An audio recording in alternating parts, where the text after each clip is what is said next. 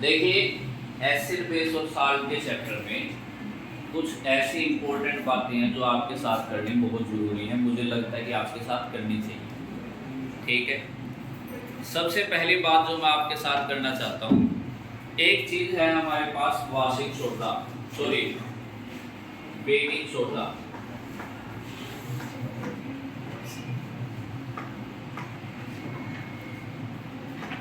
और एक चीज़ है बेटा जी बेकिंग पाउडर।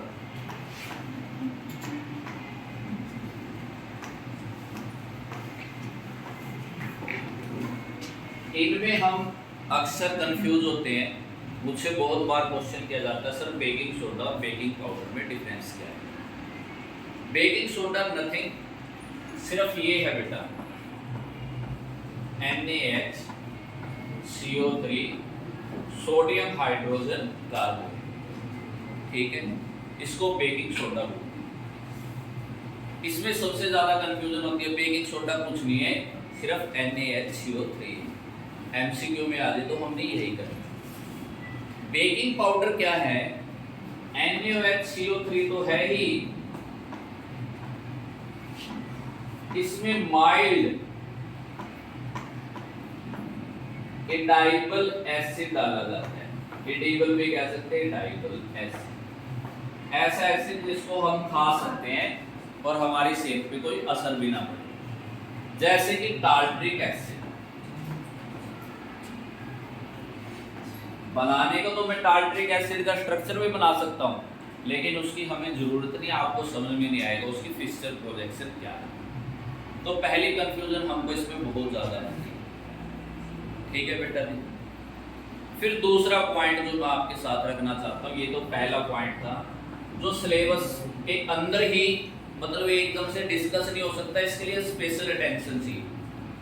दूसरा पॉइंट क्या है कि डिस्टिल्ड वाटर तो इलेक्ट्रिसिटी कंडक्ट नहीं करता। Distilled water does not conduct electricity.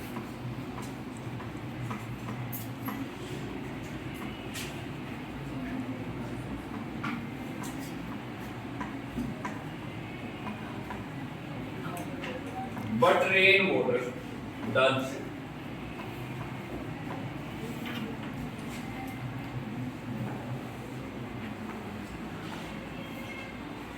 लेकिन बरसात का पानी इलेक्ट्रिसिटी कंडक्ट कर लेता है, डिस्टिल्ड वाटर ऐसा नहीं करता। और हम एक बात कह के निकल लेते हैं कि सर डिस्टिल्ड वाटर में आयन नहीं निकलते और उसमें आयन निकल जाते हैं। हमको ये तो नहीं पता, एसिड पानी तो ऊपर से ही आ रहा है, उसमें कैसे आयन बन गए। बेटा जब वो पानी ऊपर से आ रहा होता है, ड्रॉपलेट आ रही होती हैं, तो एटमॉस्फेयर में ऐसी गैसेज होती हैं, देखिए carbon dioxide, sulphur dioxide, nitrogen dioxide. जैसे कार्बन डाइऑक्साइड की प्रेजेंस में पानी आ गया रेन का, तो पानी रेन का आते ही इसके साथ एसिड बना लेता है H2CO3,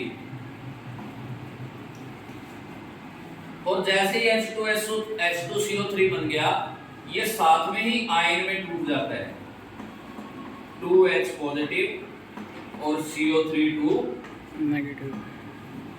इसलिए बेटा इस वजह से ये पानी इलेक्ट्रिसिटी कंडक्ट करता है, नहीं तो पानी वो भी सेम है और पानी ये भी सेम है।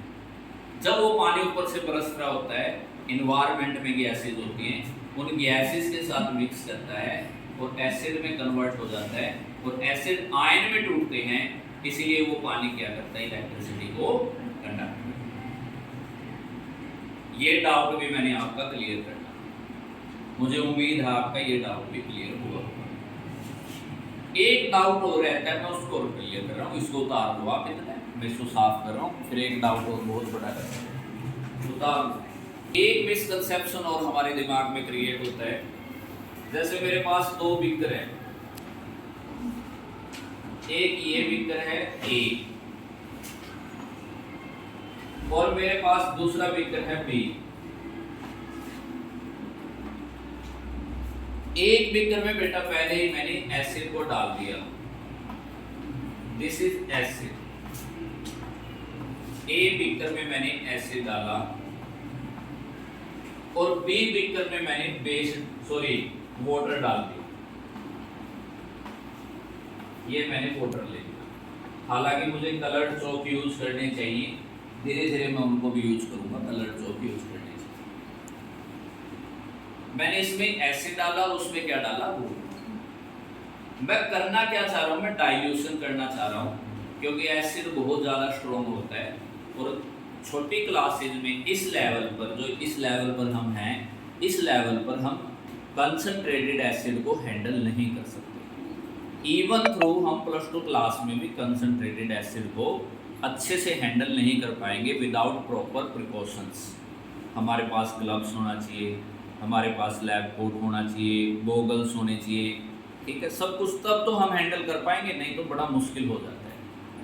इसलिए डाइल्यूशन का कंसेप्ट आपको सिखाया जाता है। डाइल्यूशन का मतलब क्या है कि सोल्यूट तो कम होना चाहिए और सोलवेंट ज़्यादा होना चाहिए। यहाँ पे सोल्यूट एसिड है और सोलवेंट पानी है।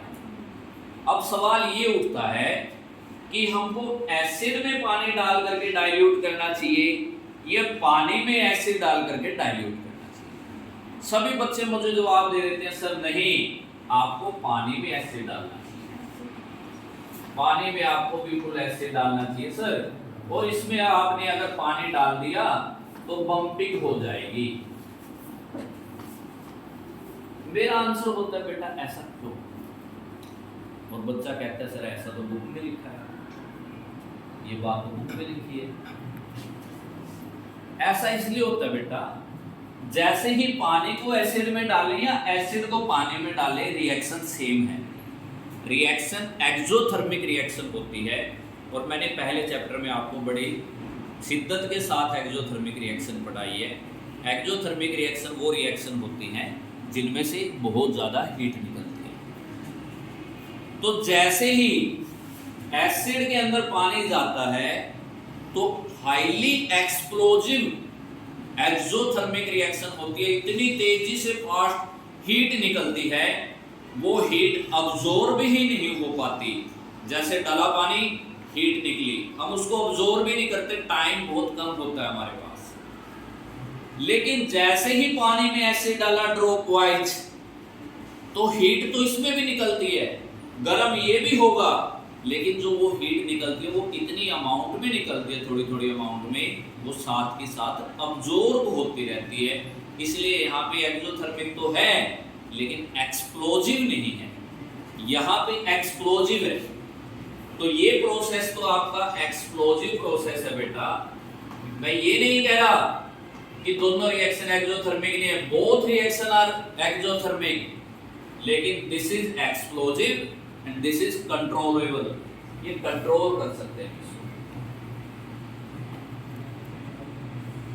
ये कंट्रोलेबल है, क्योंकि जब एसिड को ड्रॉप वाइज डाला जाता है जितनी हीट निकलती है उसको हम कर सकते हैं। कई बच्चे कहते हैं कि सर पर पानी को भी ड्रॉप वाइज डालो, फिर मैं उनको दूसरा कंसेप्ट सिखाता हूं जो आपके लेवल पे नहीं है, वो सरफेस एरिया का कंसेप्ट आता है, सरफेस टेंशन का कंसेप्ट आता है, वो +1 में। ठीक है बेटा, ये कंसेप्ट भी मुझे उम्मीद है आपको क्लियर हो गया। अब 2 कंसेप्ट हो रहे हैं, वो आपकी मिसकंसेप्शन दूर करूंगा इस चैप्टर। ठीक है, समझ में तो आ रही होगी ना बेटा जी? Yes sir. हाँ, एक बार और समझिए जो बात मैं समझाना चाहता हूँ। इसमें भी बड़ा मिसकंसेप्शन होता है। एक चीज होती है बेस और एक चीज होती है अल्कली।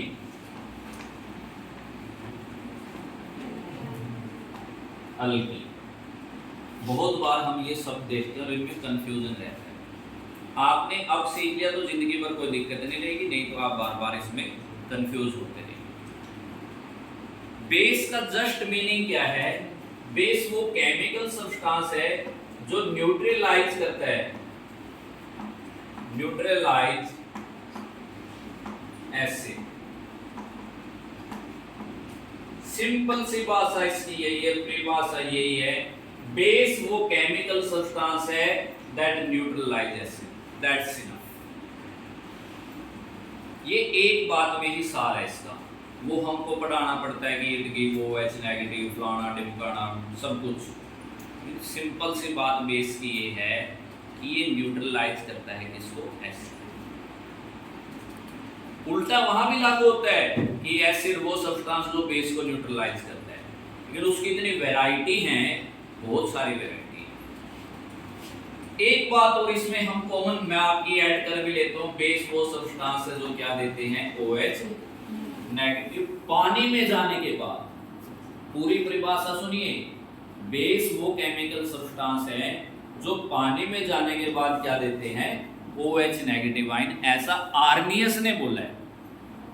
हम सिर्फ जो 10th लेवल पे कंसेप्ट पढ़ रहे हैं वो कंसेप्ट आर्नियस बाबा के पढ़ रहे हैं। आर्नियस बाबा के बाद ब्रोंस्टेड बाबा आएंगे, ब्रोंस्टेड बाबा के बाद लेविस बाबा आएंगे, सिम्बोसिस कंसेप्ट आएगा, hearts of acid base concept आएगा, सब कंसेप्ट आएंगे एसिड बेस के। ठीक है, जैसे ही आप थोड़े बड़े हो जाएंगे। हम आर्नियस बाबा के अकॉर्डिंग बोल रहे हैं कि बेस वो सब्सटेंस है जो पानी में जाकर के क्या दे देते हैं, OH नेगेटिव एक्वस दे देते हैं, मान लो। लेकिन मैं ऐसा मानता हूं कि बेस वो केमिकल सब्सटेंस है जो एसिड को क्या कर देता है, न्यूट्रलाइज। और मैं यहाँ बेस की ही बात कर रहा हूं, इसलिए मैं एसिड का कुछ लेके नहीं आ रहा। दूसरी तरफ अल्कली भी शब्द यूज कर देते हैं हम, तो फिर डिफरेंस क्या हुआ, कहीं पे अल्कली लिख देते हैं, कहीं पे बेस लिख देते हैं। बेस बेटा वो केमिकल सब्सटेंस, अल्कली वो केमिकल सब्सटेंस है जो वाटर में भी सोल्यूबल हो जाते हैं।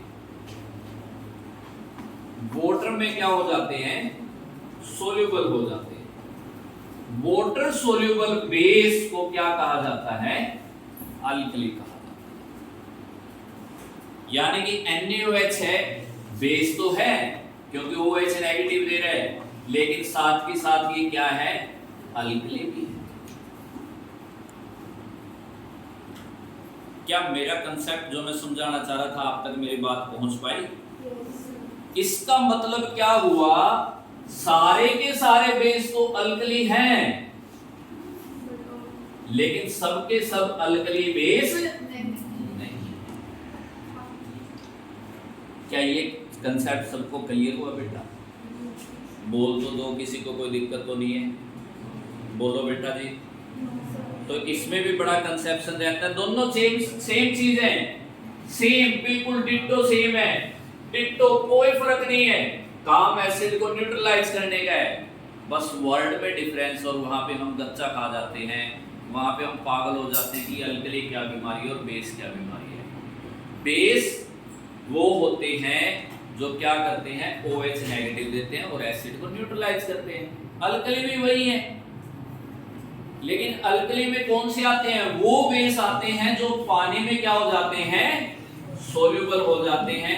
जरूरी नहीं कि सारे के सारे बेस पानी में सोल्यूबल, ठीक है ना? आई बात समझ में? बोलो बेटा, क्लियर हुई नहीं हुई बात? बोल दो।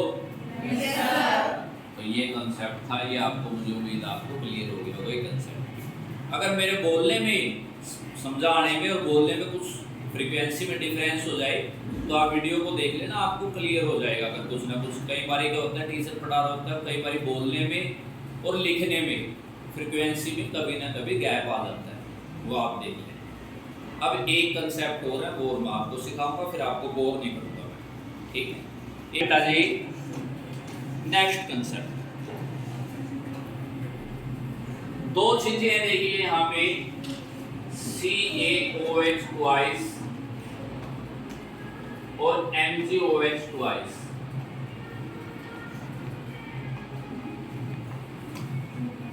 हमको इनमें भी बड़ा कंफ्यूजन होता है तो बेस ही ये भी, लेकिन इसके कई नाम हैं। प्रभु तेरे कितने नाम, बहुत सारे नाम। इसको स्लेट लाइन भी बोलते हैं बेटा, स्लेट लाइन भी बोलते हैं, लाइन वाटर भी बोलते हैं, कैल्शियम हाइड्रोक्साइड तो आपको पता ही है, मिल्क ऑफ लाइम भी कह देते हैं, और इसको बोलते हैं milk of magnesia, milk of magnesia. Magnesia का दूध नहीं है बेटा ये। कभी कोई सोचे मैग्नीशिया कंट्री का दूध है। मिल्क ऑफ मैग्नीशिया मैग्नीशियम के कारण है। मिल्क ऑफ मैग्नीशिया यहाँ पे जो वर्ड आया है वो मैग्नीशियम के कारण है। अब इसके 3 नाम है। देखिए पहला नाम स्लेट लाइम है, फिर लाइम वाटर है, फिर मिल्क ऑफ लाइम है। फर्क है तीनों चीजों में। क्या फर्क है समझिए। स्लेट लाइम में क्या होता है, कैल्शियम ऑक्साइड की अमाउंट पानी में ज्यादा होती है। स्लेट लाइम में कैल्शियम ऑक्साइड ज्यादा अमाउंट ज्यादा रह जाए, सॉलिड ज्यादा हो जाए, अब उसका नाम होता है स्लेट। जब थोड़ी सी अमाउंट डाली जाए जैसे नींबू पानी की तरह दिखे, तब उसका नाम क्या होता है, लाइम वाटर होता है। ठीक है। जब बीच की अमाउंट हो, वैसे तो ये और ये सेम है, लेकिन फिर भी अगर बीच की अमाउंट हो तो फिर उसको क्या बोल देते हैं, मिल्क ऑफ लाइम। ठीक है बेटा जी, क्या ये सारे कंसेप्ट क्लियर हुए? हाँ दीदी, पीछे किसी को कोई दिक्कत तो नहीं है? हाँ जी भैया जी, किसी को कोई दिक्कत? ठीक है, इनको पढ़ लेना, ये एक्स्ट्रा है। फिर मैं कल मेरा पीरियड लगेगा